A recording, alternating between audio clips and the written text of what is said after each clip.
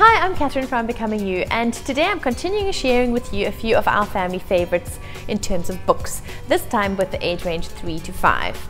Now, as with the previous age range 0 to 2, things need to be really visual and lots of bright colors and colorful illustrations.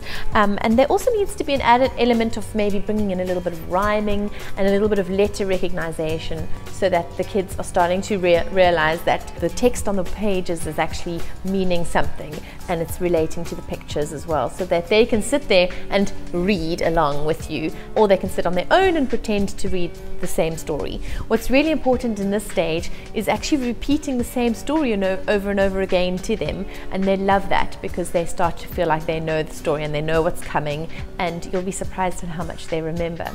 Right, so some of our favorites have always been things like Julia Donaldson, so the Gruffalo or the Gruffalo's Child, The Snail and the Whale is another great one of hers, and Tiddler, a story about a little fish, is also lovely.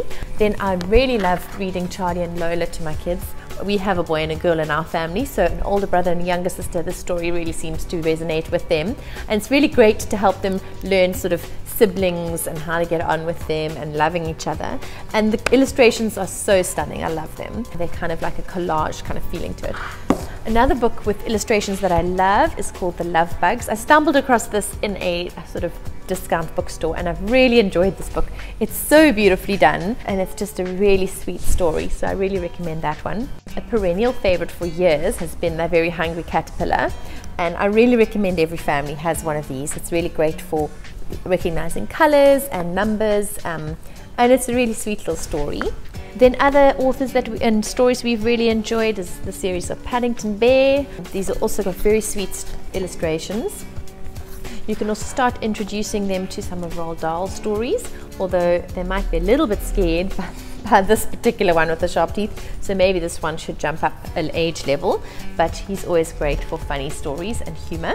And then start introducing your kids to some of like the real life things. So this story here, Busiest People Ever by Richard Scarry, so he's one of the well-known authors you might recognize from your own childhood.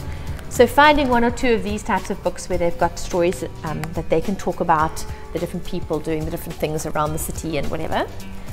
They like to start sort of realizing what's going on around them. So things like talking about babies might start happening, and this is just an easy way to kind of introduce them to the world of babies. It doesn't go into too much detail, but it's quite a sweet story. And then at school they may start already being exposed to things like Letterland, so maybe buy one or two of your own books to just help them recognize, you know, things at school and things at home are the same. So Letterland is a really lovely series on teaching letters, and they'll start to identify the letters by different characters like Annie Apple and Clever Cat and things like that. And then if you have a daughter, which I do, and she's into ballet and pretty things, Angelina Ballerina really can't be beaten. She's so lovely and I really like their stories and their illustrations. And then another series that we've enjoyed for little girls is called Fancy Nancy, and she's just an over-the-top little girl who loves to dress up in every sort of bling thing she can find, which is kind of like my daughter, which is why I like this series. So those are my favorites for 3 to 5. I hope you've enjoyed them and have found something new to maybe introduce your kids to. Don't forget, you don't need to buy every single book that I mentioned. You can go and find them at your local library. Happy reading. See you next time.